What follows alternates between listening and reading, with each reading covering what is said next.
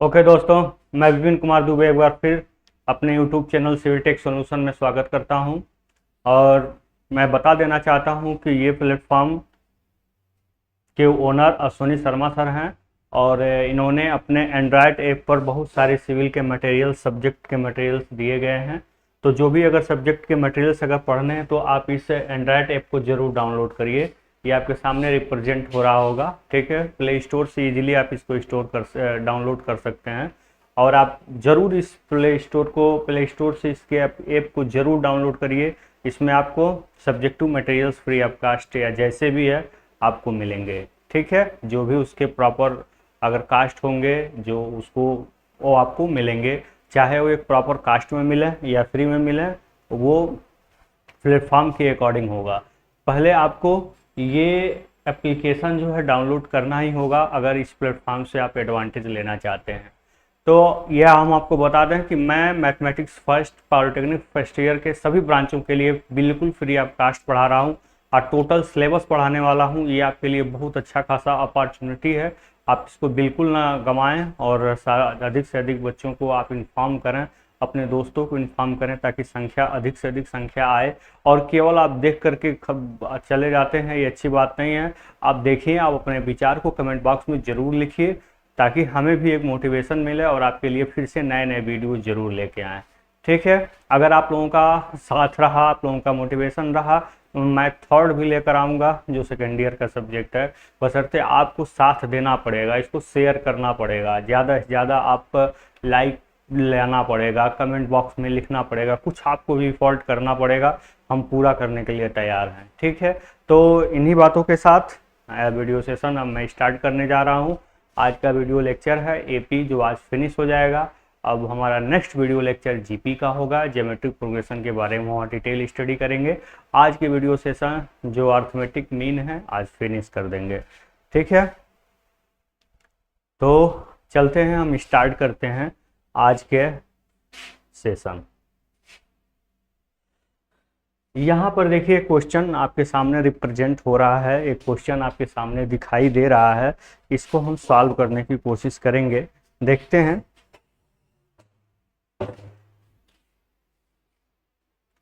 यहाँ पर देखिए कह रहा है यदि x y z समांतर श्रेणी में है और x और y का समांतर माध्य a, y और z का समांतर माध्य b, तो सिद्ध करें a और b का समांतर माध्य y होगा, ठीक है। जो कंडीशन देखिए, जब भी वेरिफिकेशन वाला क्वेश्चन हो तो जो कंडीशन पहले दिया गया होता है उसके अकॉर्डिंग पहले चलना शुरू कर देते हैं, ठीक है। और फिर लास्ट में जो प्रूफ करना है, जो हम पहले से चलते चले आ रहे हैं उसके संबंधों को प्रूफ करने वाले में हम क्या कर देते हैं, फिट कर देते हैं। या प्रूफ करने वाले संबंधों को जो शुरू में हमने कंडीशंस लिखे हैं क्वेश्चन के उसमें फिट कर देते हैं, आपको रिजल्ट मिल जाता है। तो इसी प्रोसेस को एडाप्ट करते हुए हम स्टार्टिंग से क्वेश्चन के अनुसार चल रहे हैं, ठीक है। तो देखिए कैसे कह रहा है एक्स वाई जेड समांतर श्रेणी। सबसे पहले कंडीशन फर्स्ट में देखिए, कंडीशन फर्स्ट में क्या है, कंडीशन फर्स्ट में क्या है, एक्स वाई जेड किसमें है, इज इन एपी। किसमें है ये, एपी में है, समांतर श्रेणी में है, ठीक। या इज नहीं होगा, आर इन एपी होगा, सॉरी। एक्स वाई जेड किसमें है, एपी में है, तो जाहिर सी बात है बीच वाला क्या होगा, अर्थमेटिक मीन होगा, समांतर माध्य होगा, ठीक। इसको हिंदी में लिख सकते हैं क्या, एक्स वाई जेड किसमें है, समांतर श्रेणी में है। तो आपका y क्या होगा, y आपका क्या होगा, समांतर माध्य होगा या अर्थमेटिक मीन होगा। तो समांतर माध्य का फार्मूला क्या होता है, अर्थमेटिक मीन का फार्मूला क्या होता है, आप जानते हैं x प्लस जेड बाई 2 होता है। तो आपको यहाँ पे क्या लिख देना है, x plus Z is equal to 2y। ये पहले कंडीशन के अनुसार हमने चला, ठीक है। अब यहाँ दूसरा कंडीशन देखते हैं ध्यान से। दूसरा कंडीशन क्या कह रहा है कि x तथा y का समांतर माध्य a है, मतलब x और y के बीच में क्या है, a है। ये है आपका कंडीशन 2, ठीक है। कंडीशन दूसरे के अनुसार a और y का जो अर्थमेटिक मीन है जो समांतर माध्य है वो क्या है, ए है। तो x और y के बीच में हमने क्या किया, a पुट कर दिया। तो यहाँ a इज इक्वल टू क्या होगा, a इज इक्वल टू होगा x प्लस वाई अपान 2, यानी कि क्या होगा x plus Y is equal to 2a। ये कंडीशन 2 हो गया। अब यहाँ पे देखिए कंडीशन 3 क्या कह रहा है। कंडीशन 3 क्या कह रहा है, अब यहाँ पर कंडीशन थर्ड क्या कह रहा है, ध्यान से देखिएगा। एक्स और वाई का समांतर माध्य, वाई और जेड का समांतर माध्य क्या है, बी है। वाई और जेड का समांतर माध्य यानी कि वाई है, जेड का समांतर माध्य क्या है, बी है। वाई और जेड का समांतर माध्य क्या है, बी है। तो बी इज इक्वल टू क्या होगा, वाई प्लस जेड अपान 2। ठीक है, यहाँ कंडीशन थर्ड में आप लिखेंगे, हम नहीं लिख रहे हैं टाइम को सेव करने के लिए, आप लिखेंगे y और z का समांतर माध्य b है, इसलिए y b z एक सीरीज बन गई जो AP में होगी। इस चीज़ों को आप लिखेंगे, ठीक है, ध्यान दीजिएगा। ये इक्वेशन आपका क्या हो गया, ये आपका इक्वेशन फर्स्ट हो गया, ये इक्वेशन सेकेंड हो गया, ये इक्वेशन क्या हो गया, थर्ड हो गया। ये 3 इक्वेशन आपके सामने मिल गए। ठीक है, इसको हम थोड़ा सा और डील करते हैं। तो क्या होगा, y plus Z is equal to क्या होगा, 2b। हम इसको थर्ड इक्वेशन करते हैं। ठीक है, ये आपका क्या हो गया, ये आपका थर्ड हो गया। y plus Z is equal to क्या हो गया, 2 हो गया। ठीक है, आप चाहें तो इसका स्क्रीनशॉट ले सकते हैं। हमें तीनों संबंधों को एडाप्ट करना है, देखिए कैसे। ठीक है, यहाँ हम तीनों रिलेशंस को क्या करेंगे, एडाप्ट करेंगे। तीनों रिलेशन को एक जगह पे हम लिखेंगे। ठीक है, देखिए ध्यान से। ये आपका कंडीशन फर्स्ट के अनुसार क्या था, x plus Z is equal to 2y, ये आपका इक्वेशन फर्स्ट हो गया था। फिर आपका दूसरा इक्वेशन का था x plus Y is equal to 2a, और तीसरा आपका क्या था, y plus Z is equal to क्या था आपका, 2b था। ठीक है, यही सारे संबंध आपके सामने दिए गए थे। x plus Z equal to 2y, X plus Y equal to 2a, Y plus Z equal to क्या था, 2a था।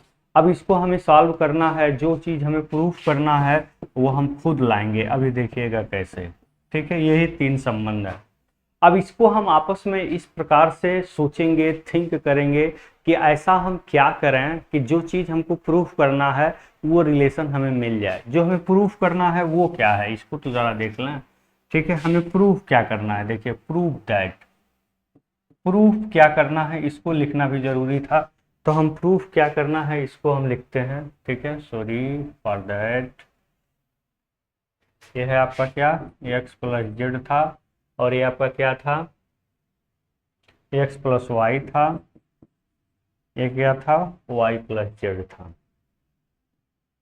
ठीक है, यही 3 था। मूव पे चलते हैं तब हम देख पाएंगे ना। हमें प्रूफ क्या करना है, सिद्ध करें कि ए और बी का समांतर माध्य y, यानी कि y is equal to A plus B upon 2 proof करना है। क्या प्रूफ करना है, y इज इक्वल टू, यानी ए और बी का समांतर माध्य क्या है, बी ए। ठीक है, ए और बी का समांतर माध्य क्या है, y हमें प्रूफ करना है, यानी कि y is equal to proof करना है a प्लस बी बटे 2। यही हमें क्या करना है, लाना। और क्या दिया है, 3 संबंध दिया हुआ है कि एक्स जेड का समांतर माध्य y है, एक्स वाई का समांतर माध्य a है, ठीक है, वाई जेड का समांतर माध्य b है। इतनी सारी बातें दी हैं और हमको ये चीज़ प्रूफ करके इन तीनों में से ले आना है। ठीक है, तो अब हम चलते हैं, इनको देखते हैं। हम तीनों को क्या करते हैं, पहले ऐड कर देते हैं। ठीक है, हम तीनों को क्या करते हैं, ऐड करते हैं। ठीक है, यहाँ पे हम एक बात लिखते हैं, क्या, एडिंग। यहाँ पे हम लिखेंगे एडिंग। एडिंग मतलब होता है जोड़ने पर। Equation first, equation second and equation third, यानी कि तीनों समीकरणों को जोड़ने पर एडिंग। तो हम तीनों को जोड़ेंगे तो देखिए x x 2x, z z 2z, y y 2y, यानी कि सब में अगर हम 2 कॉमन लें तो x plus Y plus Z हो जाएगा। इस सब में 2 अगर कॉमन लें तो A plus B plus Y हो जाएगा। Now putting the value of x plus Z, x plus Z की वैल्यू वाई के फॉर्म में हम ले आएंगे, क्योंकि काम हमारा वाई से ही है, इसलिए हम वाई के फॉर्म में हम लाएंगे 2a plus B plus Y. हमने एक्स प्लस जेड को यहाँ पे रखा। अब यहाँ पर हम देखेंगे और हम क्या कर सकते हैं इसमें। अब एक्स प्लस जेड की वैल्यू क्या थी, ध्यान से देखिएगा। एक्स प्लस जेड किसका था, एक्स प्लस जेड बराबर क्या था, X plus Z equal to 2y था। आपने देखा X plus Z equal to क्या है, 2y है। तो यहाँ लिखेंगे क्या हम, पुटिंग, यहाँ पे हम लिखेंगे पुटिंग मतलब रखने पर, पुटिंग मतलब रखने पर, putting X plus Z equal to 2y। ठीक है, इसको हिंदी में क्या लिखेंगे, X plus Z equal to 2y रखने पर। चाहे आप इसको ऐसे लिखे चाहे इसको लिखिए, putting X plus Z equal to 2y। तो X plus Z equal to क्या है, यहाँ पुट कर दीजिए, यहाँ पे 2y पुट कर दीजिए, क्या 2y, तो 2y और y क्या हो गया 3y, और ये क्या हो गया आपका 2a प्लस बी, अब प्लस क्या हो गया 2y, ये क्या हो गया 6y, और 2y को उधर भेज दीजिए 2y, ये क्या हो गया 2a प्लस बी। अब ये क्या हो गया 4y, ये 2a प्लस बी। देखिए बहुत इजीली मैंने इसको सॉल्व किया। 4 को इधर भेज दीजिए तो क्या मिला आपको, देखिए 4 को आप इधर भेजेंगे तो क्या मिला 2a प्लस बी अपान 4। तो 2 से 2 ये कैंसिल हो जाएगा तो क्या हो जाएगा a प्लस बी अपान 2। यही हमें क्या करना था, सिद्ध करना था। तो इसको लिखेंगे हम क्या, हैंस प्रूव्ड। क्या लिखेंगे, हैंस प्रूव्ड। इसको हिंदी में क्या लिखेंगे, सिद्ध हुआ। क्या लिखेंगे, सिद्ध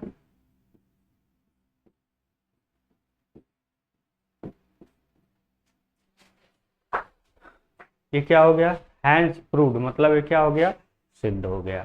तो हमने सिद्ध कैसे किया था, ध्यान से देखिए। जो जो क्वेश्चन में कह रहा था उनको पहले एक जगह पे लिखा, जो जो क्वेश्चन में कह रहा था, ध्यान से देखिए हमने क्वेश्चन को कैसे सॉल्व किया है, इसको ध्यान से देखिए।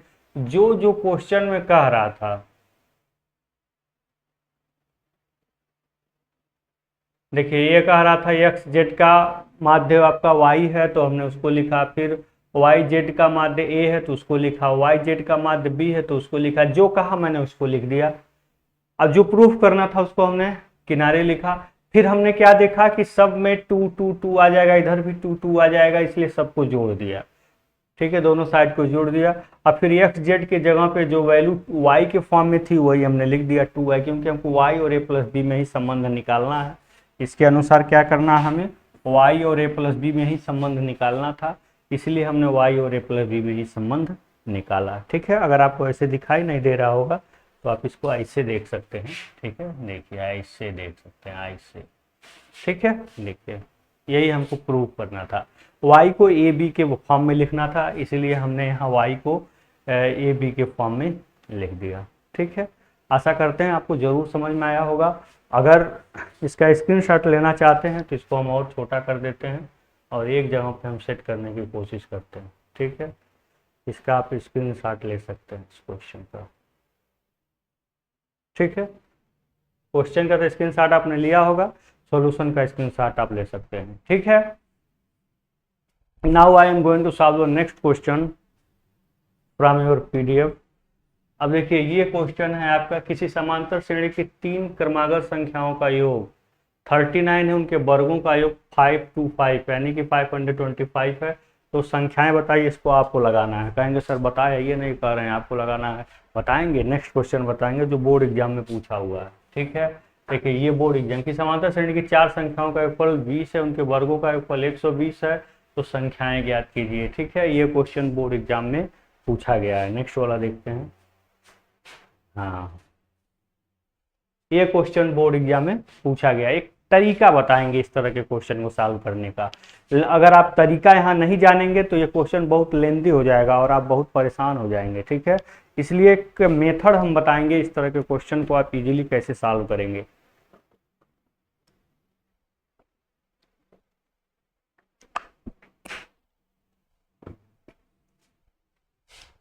ठीक है। तो देखिए, हमने कल के दिन में आपको बताया था, अगर आपको 3 समांतर श्रेणी मानना हो, ठीक है, समांतर श्रेणी के 3 पद मानना हो, हमने कल आपको बताया था यदि आपको समांतर श्रेणी के कितने पद मानना हो, 3 पद अगर मानना हो, 3 पद मानना हो, तो आप क्या क्या मानेंगे, बीच में रखेंगे ए, इसमें से डी घटाएंगे, इसमें डी क्या करेंगे, जोड़ेंगे। ये 3 पद हो गया, बहुत आसान है, ए बीच में मानो। अगर समांतर श्रेणी के 4 पद मानना हो, ठीक है, यदि समांतर श्रेणी के कितने पद मानना हो, 4 पद मानना हो, 5 भी माना जाता है लेकिन 4 तक ही क्वेश्चन पूछता है। 4 है तो सीधे 4 से कम क्या आता है, 3, a-3, सब में 2d जोड़ते चले जाइए। a-3 में 2d जोड़ेंगे तो क्या आएगा, a-d, फिर इसमें 2d जोड़ेंगे तो क्या आएगा, a+d, फिर इसमें 2d जोड़ेंगे तो क्या आएगा, a+3d, a-3d, फिर a-d, फिर a+d, फिर a+3d। ठीक है, इस तरह से आपके 4 पद, यदि समांतर श्रेणी के 4 पद मानना हो तो ऐसे आप मान लेंगे इजीली। ठीक है, तो आपको समझ में जरूर आया होगा, हम आशा करते हैं आपको जरूर समझ में आया होगा। तो 4 पद मानेंगे 3 चारों को मानेंगे, 3 पद मानेंगे 3 तीनों को मानेंगे। ठीक है, इसको मानने से हमारे प्रॉब्लम इजी हो जाते हैं। है तो ये भी समांतर श्रेणी में ही, आप देख सकते हैं ये भी समांतर श्रेणी में ही है, तो पद अगर मानना हो तो वैसे ही मानते हैं। ठीक है, आप इसका स्क्रीनशॉट ले लीजिए, इसको हम रिमूव करने जा रहे हैं। ठीक है,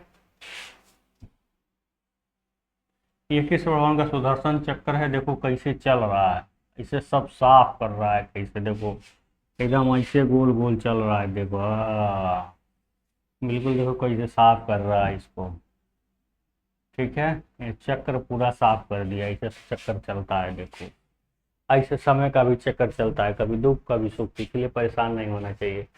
तो अब हम कितना दे रहा है, 4 पद दे रहा है ना, 4 संख्याओं का योगफल, तो हम मान लेंगे। ठीक है, यहाँ पर क्या मानेंगे, लेट 4 नंबर्स ऑफ एपी, या हिंदी में क्या कहेंगे, माना, क्या माना, माना समांतर श्रेणी के, माना समांतर श्रेणी के 4 पद कौन कौन से हैं, a-3d, फिर a-d, और फिर a+d, और फिर a+3d। ठीक है, हमने बताया था a-3d में 2d जोड़ते चले जाइए, सब में 2d जोड़ते चले जाइए, तो आपको ये रिजल्ट फाइनली क्या होगा, गेन होगा। तो ये तो समझ में आ गया होगा। तो a-3d, a-d, a+d, a+3d। ठीक है, आप चलते हैं क्वेश्चन के अनुसार। अब यहाँ क्या लिखेंगे, क्वेश्चन के अनुसार, यानी कि प्रश्न के अनुसार हम देखेंगे, प्रश्न के अनुसार, इसको हम क्या कहते हैं, according to question, according to question. प्रश्न क्या कह रहा है कि समांतर श्रेणी की 4 संख्याओं का योगफल, चारों का योगफल क्या है, 20 है। ठीक है, तो चारों को ऐड कर दीजिए, a-3d plus a-d plus a+d plus a+3d is equal to क्या है, 2। ठीक है,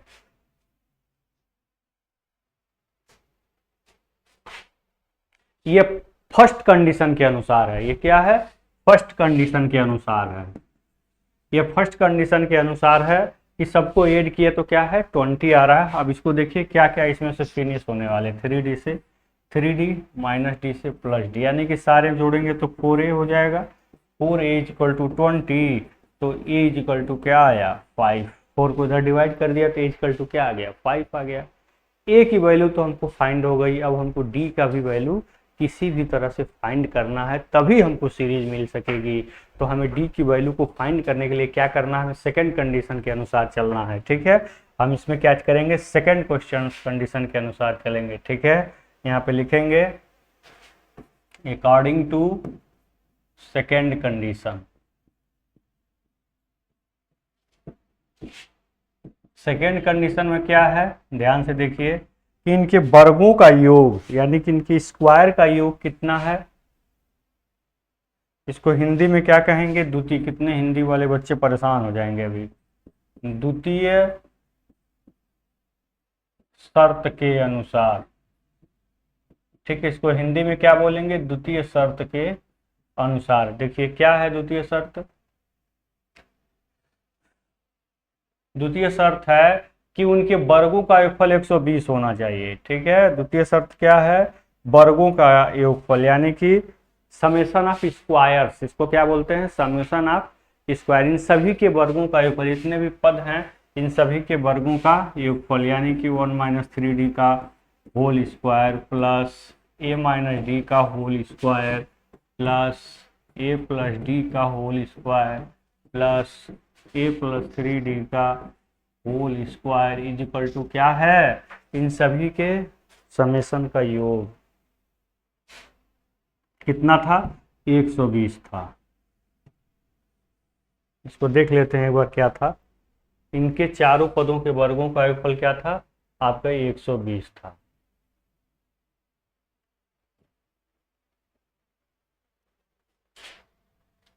तो ये पूरा क्या हो गया आपका? इसको लगाने का थोड़ा सा शार्ट मेथड बता रहा है।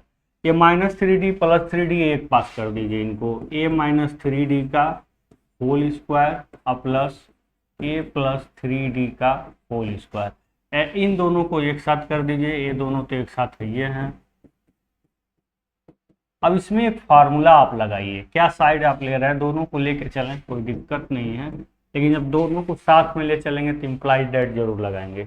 इसमें हम फार्मूला एक लगा रहे हैं। क्या? a² + b² का फार्मूला लगा रहे हैं, और वो होता क्या है? a+b का होल स्क्वायर -2ab। ये फार्मूला होता है, आप पढ़े होंगे पिछले कक्षाओं में। इसको ओपन करेंगे, 2ab को सब्ट्रैक्ट करेंगे तो यही a² + b² आएगा।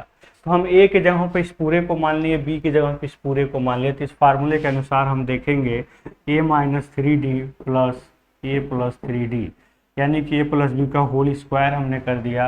अब फिर -2ab, यानी कि 2 गुणे a गुणे -3d 2ab। सही है, 2ab हो गया। ab के जगह पर हम क्या पूरा मानेंगे? a-3d। देखिए गलत हो गया यहाँ पे। 2a के जगह पे आप क्या माने हैं? a-3d। अब b के जगह पे क्या माने हैं? a+3d।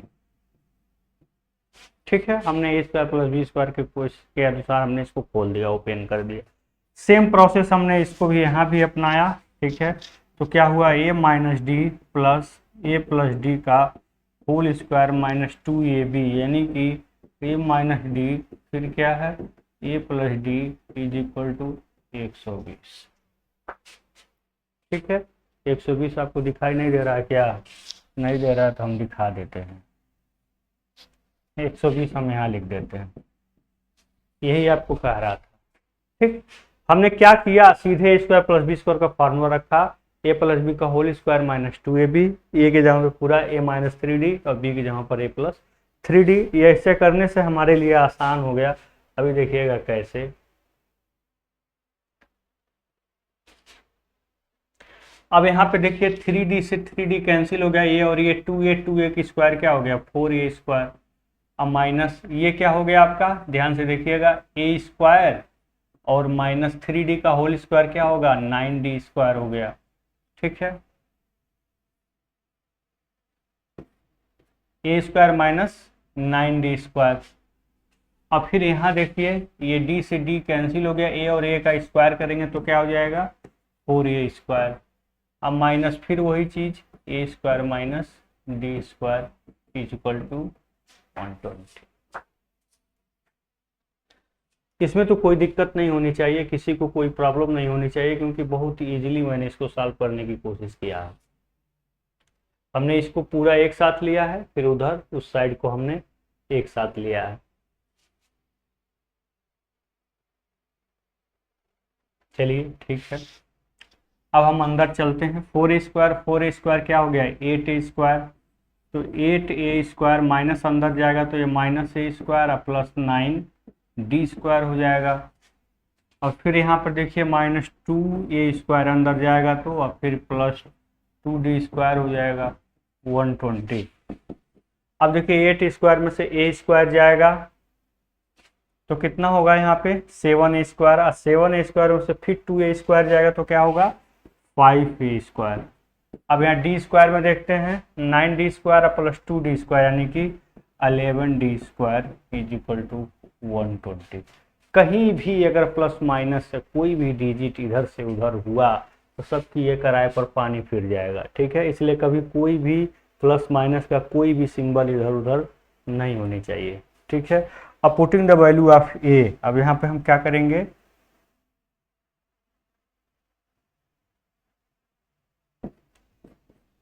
यहाँ पर हम क्या करेंगे, पुटिंग द वैल्यू ऑफ ए की वैल्यू क्या आई थी 5 आई थी, ए की वैल्यू हमने देखा था तो क्या आई थी 5 आई थी। तो यहाँ लिखेंगे क्या, putting the value of A, मतलब पुटिंग द वैल्यू ऑफ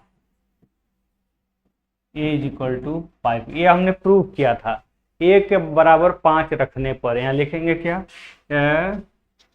यहाँ पर हिंदी में अगर लिखना चाहें तो लिखेंगे ए बराबर 5 रखने पर, ठीक है। तो 5 रख के देख लिए, 5 पचे 25 पचे 125 plus 11d square is equal to 120, ठीक है। तो 5 पचे 25 अब पचे क्या होगा 125, जब उधर हम करेंगे तो d क्या आएगा, d आएगा आपका माइनस में, देखिए कैसे 11d square is equal to क्या आएगा -5। ये कहीं ना कहीं मिस्टेक हुआ है, कहीं ना कहीं इसमें एक डिजिट का इधर उधर अंतर हुआ है, उसको हम देख लेते हैं कहाँ हुआ है।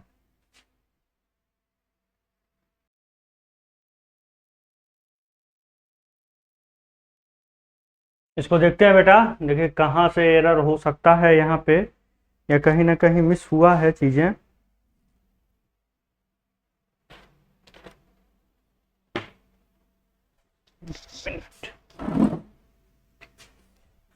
इसको देखिए यहाँ पे ये जो 2 है, ये 2 यहाँ पे 2 मिस हो गया है, यहाँ पे 2 देखिए ये ह्यूमन एरर है, यहाँ पे 2 क्या हो गया है मिस हो गया, यहाँ पे 2 होना चाहिए आपका, बाकी सारी चीज़ें सही हैं, ठीक है। अब 2 के अनुसार हम इसको सॉल्व करेंगे। तो यहाँ हम देखते हैं यहाँ पे यही 2 जो है छूट गया था और उसी को छूटने की वजह से रिजल्ट जो है ठीक नहीं आया। अब देखते हैं यहाँ पे, अब इजीली सॉल्व होगा। इसको थोड़ा सा और जूम कर देते हैं, इसको बड़ा कर देते हैं आपको, ठीक है।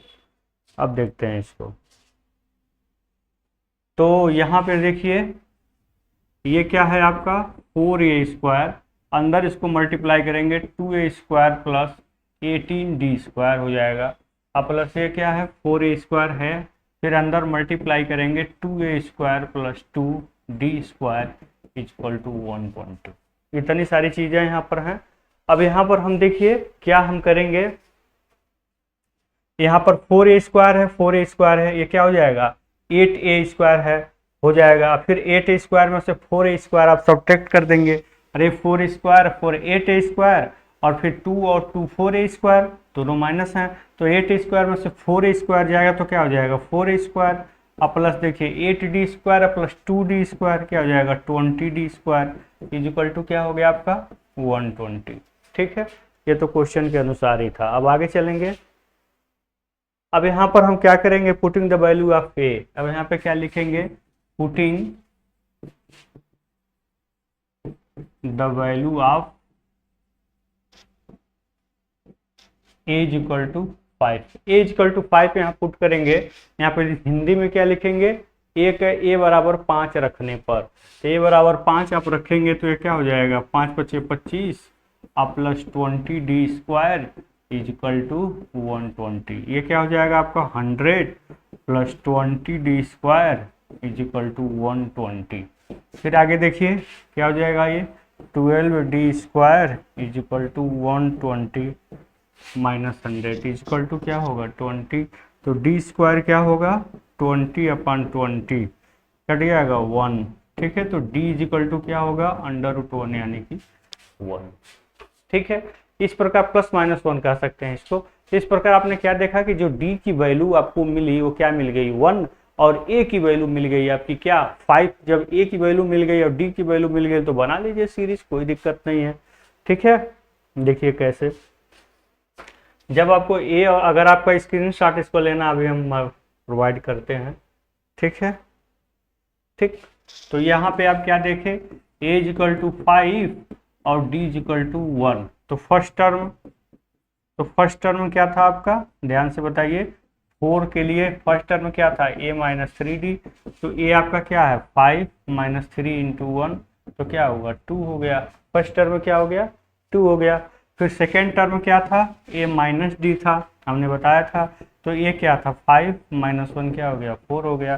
थर्ड टर्म क्या था आपका a प्लस डी था, यानी कि 5 प्लस 1 था, क्या हो गया 6। उसके बाद आपका ये सेकेंड, ये क्या था आपका थर्ड, और फोर्थ टर्म क्या था आपका, फोर्थ टर्म क्या था a प्लस 3d था, तो ये कितना आया था 5 प्लस 3 इंटू 1, तो क्या आया 8। इस प्रकार आपके चारों पद आ गए।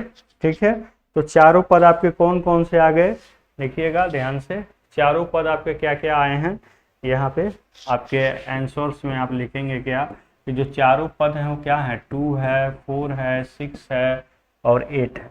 अगर आपको कंफ्यूज है कि हमारा आंसर सही है कि गलत है, तो कन्फ्यूजन को दूर करने के लिए आप इसको वेरीफाई कर सकते हैं क्वेश्चन के अनुसार। जैसे क्वेश्चन में जो लिखा हुआ है, आप पहले स्क्रीनशॉट अगर लेना चाह रहे हो तो इसका स्क्रीनशॉट ले सकते हैं। ठीक है, देखिए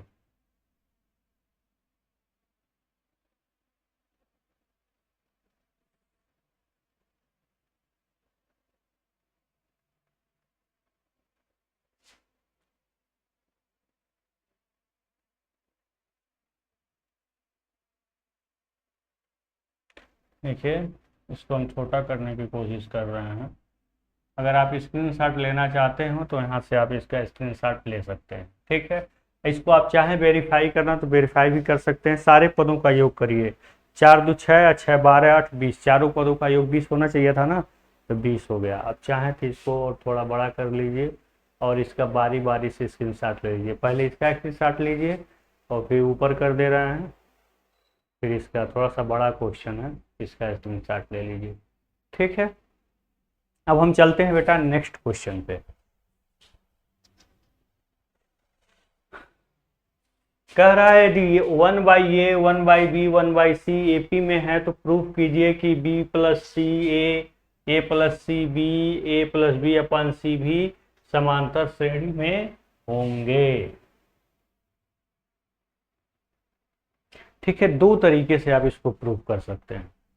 तो हम आपको इस सवाल को लगाने से पहले इस तरह के क्वेश्चन के जो रूल्स हैं उसको हम बता देते हैं एक लाइन में। बहुत ज़्यादा दिमाग नहीं लगाना है, बहुत ज़्यादा सोचना भी नहीं है। देखिए इसका रूल क्या है।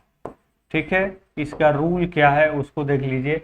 अगर कोई सीरीज एपी में है, ठीक है, यहाँ पे लिखेंगे यदि कोई, ध्यान से देखिएगा, यदि कोई सीरीज एपी में है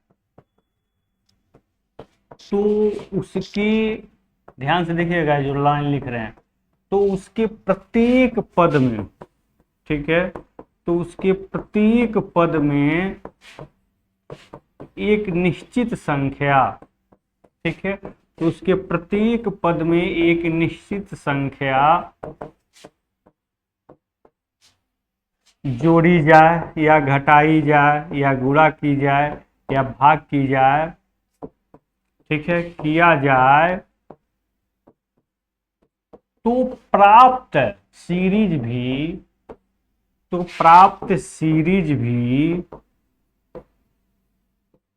एपी में होगी। इस लाइन को हमेशा याद रखिएगा। एक छोटा सा एक की में हमने नियम बता दिया। इसका कहने का मतलब क्या है, कि कोई सीरीज एपी में है और उसके प्रत्येक टर्म में एक निश्चित संख्या का हम जोड़ कर रहे हैं, गुणा कर रहे हैं, भाग कर रहे हैं, घटाना कर रहे हैं, तो जो हमको सीरीज मिलेगा वो भी आपका किस में होगा, एपी में ही होगा। तो आप इसका स्क्रीनशॉट ले लीजिए, हम इसको रिमूव करने जा रहे हैं। ठीक है, ये रूल का स्क्रीनशॉट ले लीजिए, उसके प्रति अभी इसको समझ में आ जाएगा। ठीक है, दोनों तरीके से आप इसको प्रूव करेंगे, दोनों मेथड हम इसको सॉल्व करने का बताएंगे आपको सामने।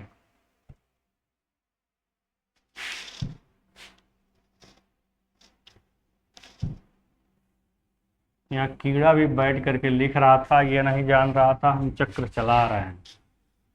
ठीक है, अगर अच्छा लग रहा हो तो प्लीज़ बेटा इसको शेयर लाइक सब्सक्राइब जरूर करिए आप लोग। ठीक है, हमने जो रूल लिखा है उसी रूल पे हम चल रहे हैं अब क्वेश्चन को सॉल्व करने। ठीक है, सॉल्यूशन दो तरीके से सॉल्व करेंगे। ये क्या रहा है, 1/a 1/b 1/c। ठीक है, r इन AP, इतना तो आप समझते हैं। इसमें है AP में है। ठीक है, यहाँ लिखेंगे मल्टीप्लाइंग, यहाँ पे क्या लिखेंगे, मल्टीप्लाइंग मतलब गुणा करने पर, multiplying a + b + c in every term, in every terms मतलब सभी पदों में हम a + b + c का क्या किया, मल्टीप्लाई किया। तो क्या मिलेगा, a + b + c upon a comma a + b + c upon b comma a + b + c upon c। अब आप कहेंगे सर आपने a + b + c पाया कहाँ से, रटे हैं क्या इस क्वेश्चन को, आखिर a + b + c क्यों लिख दिए। तो जो हमें प्रूफ करना था बेटा हम वहीं से लिखे हुए हैं। प्रूफ करने में हमको BCACAB लिखा हुआ है और नीचे ए, यानी कि किसी न किसी तरह से हमको ऊपर a + b a + c a + b हर हाल में चाहिए। ठीक है, तभी हम जब हमको तीनों रहेगा तभी हम एक निश्चित संख्या घटा करके 2 प्राप्त कर सकते हैं। तो अगर तीनों रहेगा तभी ना, इसीलिए हमने तीनों का क्या किए हैं, मल्टीप्लाई किए हैं। अब एक को देखिए। ठीक है, अब हम क्या करेंगे, यहाँ पर देखिएगा, यहाँ पर आप ध्यान से देखिएगा, तो हम इसको लिख सकते हैं a को a के नीचे, तो a के नीचे लिखेंगे तो 1 प्लस हो जाएगा, b + c अपान a हो जाएगा। फिर यहाँ देखिए, यहाँ पे लिखिएगा, फिर यहाँ पर R इन AP। ठीक है, इसमें होंगे विल इन AP, ये भी आपकी AP में है। ठीक है, अब यहाँ पर देखिए फिर BB, तो एक हो जाएगा 1 + a + c अपान b होगा। फिर ये CC, ये भी 1 हो जाएगा, 1 + a + b अपान c होगा। अब आप कहेंगे सर ये 1 कहाँ से आया, तो 1 आया, हमने b को इन दोनों को एक साथ, अगर मान लीजिए a अपान a हो तो a + b + c upon a होगा, कोई अंतर तो नहीं आएगा। a अपान a को 1 कर दिए, इनको अभी सॉल्व करें, अभी इनको सॉल्व करें तो ऊपर वाला ही आ जाएगा। ठीक है, तो अब क्या करेंगे, सब्ट्रैक्टिंग 1 बोथ द साइड, यहाँ लिखेंगे क्या, सब्ट्रैक्टिंग, यहाँ पर मतलब सब्ट्रैक्टिंग मतलब घटाने पर, सब्ट्रैक्टिंग क्या 1 इन एवरी, मतलब जितनी भी टर्म्स हैं उसमें से हमने क्या किया, 1 को क्या कर दिया, घटा दिया। यहाँ पे लिखेंगे सभी पदों में से एक घटाने पर, सभी पदों में से एक घटाने पर, सभी पदों में से क्या किया, एक को हमने क्या कर दिया, घटा दिया। तो इसमें से एक घटेगा तो एक खत्म, इसमें एक खत्म, सीधे आएगा क्या, b + c upon a comma a + c upon b comma a + b upon c, किसमें होंगे, AP में होंगे। यहाँ लिखेंगे क्या, विल बी इन AP, या इसको हिंदी में लिख लेंगे कि b + c upon a + c upon b a + b upon c AP में होंगे, ऐसे लिख सकते हैं। ठीक है, हमने क्या जो भी, अब देखिए हमको इसमें करना क्या है, क्वेश्चन देगा और कहेगा कि सिद्ध कीजिए कि अगर ये टर्म में AP में है तो फॉलोइंग फला फला फला टर्म भी AP में, ऐसे क्वेश्चन पूछेगा। तो दो साइड हो गए, एक आपका मिल गया RHS, एक मिल गया LHS, तो दोनों में से किसी साइड को लेकर एक को प्रूफ कर सकते हैं। नहीं, कोई जरूरी नहीं है इसी को लेकर के हमको लास्ट वाला दिखा, हम लास्ट वाले लेकर तो इसको भी दिखा सकते हैं, कोई दिक्कत नहीं। ठीक है, तो जो भी दिया उसको लिख देंगे, क्वेश्चन में जो भी दिया लिख देंगे। अब प्रूफ क्या करना ये देखेंगे। तो जिस कैटेगरी की प्रूफ हमको करना है, जिस कैटेगरी की हमें ABC का फॉर्म प्रूफ में लाना है, उसी के अनुसार दिमाग में सोचते हैं कि किसका हम प्रत्येक टर्म में मल्टीप्लाई करें कि हमको जो प्रूफ करना है वो हमें मिल जाए। ठीक है, तो इसके लिए आपको थोड़ा सी प्रैक्टिस की आवश्यकता होगी, आप प्रैक्टिस कर लेंगे आसान हो जाएगा। ठीक है, आप इसका स्क्रीनशॉट लीजिए, फिर अगले क्वेश्चन को हम बताते हैं, आपको आसान हो जाएगा बिल्कुल। इसको हम दूसरे तरीके से भी सॉल्व कर सकते हैं, यू कैन टेक स्क्रीनशॉट। अब हम इसका दूसरा तरीका भी बता रहे हैं, ध्यान से देखिएगा। यहाँ से हम इसका दूसरा तरीका भी बता रहे हैं, दूसरे तरीके से भी इसको सॉल्व किया जा सकता है। ये तो पहला था, ठीक है। अब इसका दूसरा तरीका देखिएगा, सेकेंड मेथड। सेकेंड मेथड में क्या हो सकता है, द्वितीय विधि। द्वितीय विधि में हम इस साइड को लेकर के हम इस साइड को लाएंगे, या इस साइड को लेकर के हम इस साइड को लाएंगे, ठीक है। देखिए कैसे, हम यहाँ पे लिखेंगे क्या, b plus C comma a plus C upon B comma a plus B upon C, किस में है, AP में है, ठीक है। क्या है, AP में है। ये तो दिया है, मान लिया कि AP में है, हमने इस साइड को लेकर के हम क्वेश्चन वाला साइड को ला लेंगे, ठीक है। माना कि ये क्या है, आपके AP में है। अब इस साइड को लेकर के हम इस वाले साइड को ला लेंगे, इस वाले साइड को। तो कैसे लाएंगे ही सोचना है। 1/a 1/b 1/c किस कंडीशन में आ सकती है, अगर हम सब में एक जोड़ दें तो सब ऊपर a प्लस बी प्लस सी आ जाएगी, i plus B plus C का सब में भाग कर देंगे, इजीली सॉल्व हो जाएगा। पहले हम क्या लिखेंगे, एडिंग 1, हम शॉर्ट में लिख रहे हैं एडिंग 1 को ऐड किया तो ऊपर क्या आ जाएगा, a plus B plus C अपन ए। कैसे, सब में एक 1 ऐड करिए, ठीक है।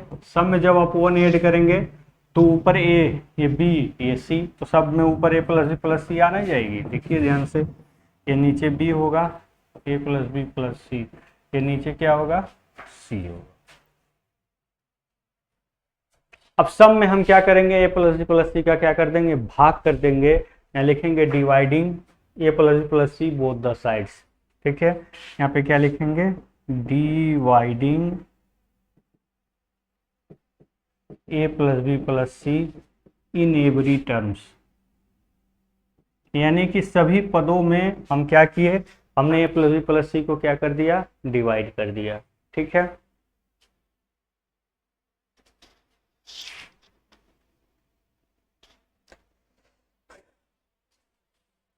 तो सब में जब a प्लस बी प्लस सी को आप डिवाइड करेंगे, इसमें भी इसमें भी इसमें भी, तो क्या बचेगा, ध्यान से देखिए, 1/a comma 1/b comma 1/c will be इन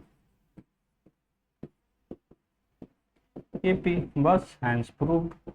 हम दोनों साइड को लेकर के सॉल्व कर सकते हैं, ठीक है। चाहे क्वेश्चन के लास्ट साइड को पहला ले लीजिए, चाहे पहले को लास्ट साइड लेके प्रूव करेंगे, ठीक है।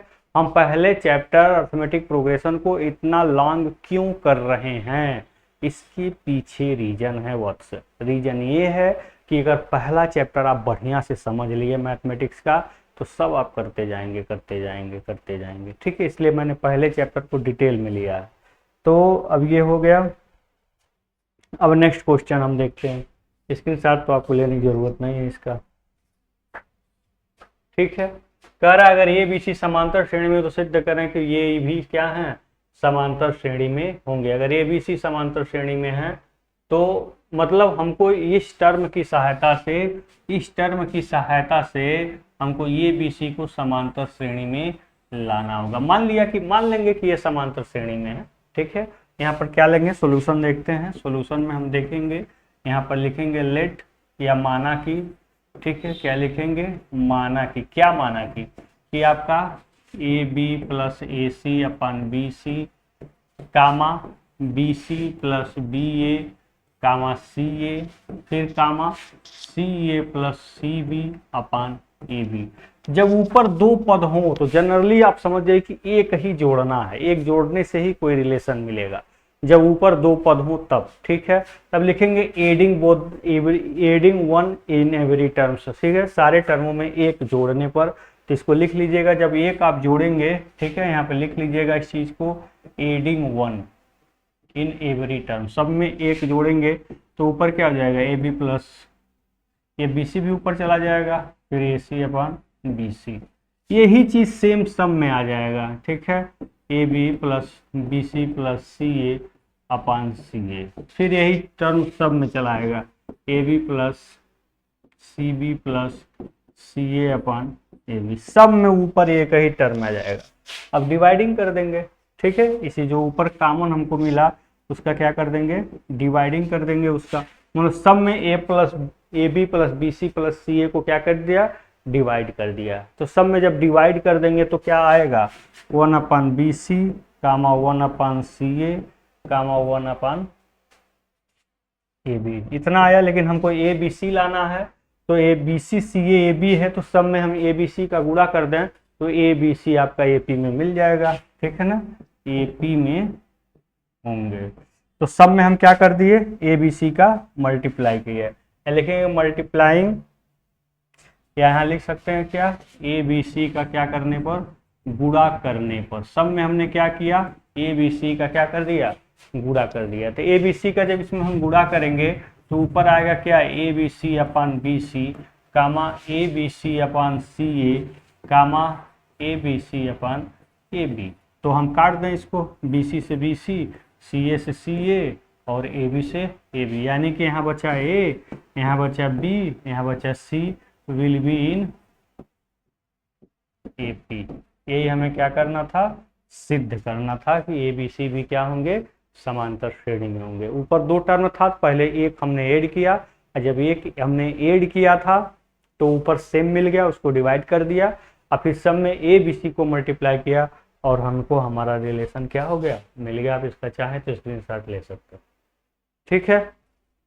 ये क्वेश्चन आपके सामने है, इसको थोड़ा सा और अच्छे तरीके से एलोब्रेट करिएगा, थोड़ा सा हम टाइम सेव करने के लिए हमने इसको जल्दी जल्दी में किया है, ठीक है। आप इसको और अच्छे तरीके से एलोब्रेट कर सकते हैं। तो ये आपका 14 नंबर का क्वेश्चन था। अब हम नेक्स्ट क्वेश्चन देखेंगे। देखिए, इस तरह के क्वेश्चन को आपको स्वयं सॉल्व करना है, ठीक है। इस तरह के क्वेश्चन को आपको स्वयं सॉल्व करना है। इसको मैं हिंट आपको दे देता हूँ कैसे सॉल्व करना है, इसका हिंट हम आपको प्रोवाइड कर दे रहे हैं।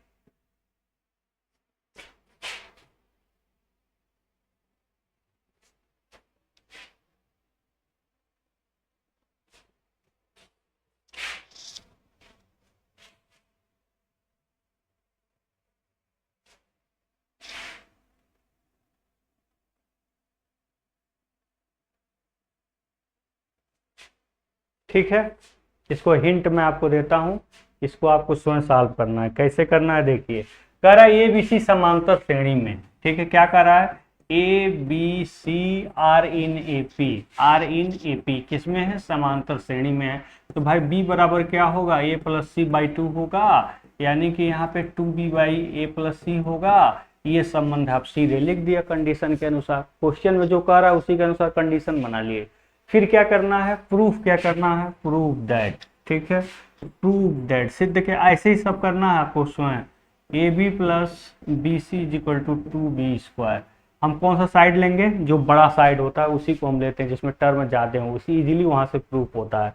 तो हम बड़े टर्म में हमको यूज किए, तो बड़ा टर्म कौन सा साइड है आपका, LHS। तो LHS हम ले लेंगे, और यहाँ बी कॉमन है तो बी कॉमन ले लेंगे, ए प्लस सी।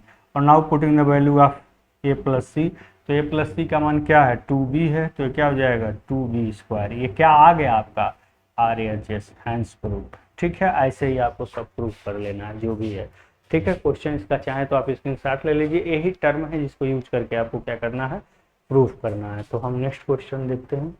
ये इसको आपको स्वयं प्रूफ करना है, आप इसका स्क्रीनशॉट ले लीजिए, ठीक है। फिर एक क्वेश्चन और है, इसका भी स्क्रीनशॉट ले लीजिए, इसको आपको स्वयं प्रूफ करना है, ठीक है।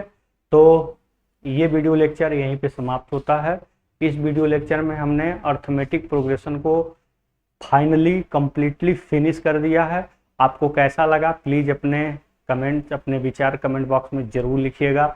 ये कैसा लगा, इसमें हमने जो मटेरियल्स डाले वो कैसे लगा, क्वेश्चंस कैसे कैसे हमने सॉल्व करवाए, इसके बारे में आप ज़रूर हमें बताइएगा। ये हमारे लिए एक बहुत बड़ा मोटिवेशन होगा। अब इसके बाद हम ज्योमेट्रिक प्रोग्रेशन को सॉल्व करेंगे, बहुत ईजिली देखिएगा, उसको हैंडल कर लेंगे, क्योंकि हमको प्रोग्रेशन की आइडिया मिल गई। जब एक सब्जेक्ट की आइडिया मिल गई तो इसको 2 या 3 लेक्चर में फाइनल कर दिया जाएगा, ठीक है। तो बस आज के लिए इतना ही। आपका बहुत बहुत धन्यवाद हमारे यूट्यूब चैनल पे आने के लिए। ओके।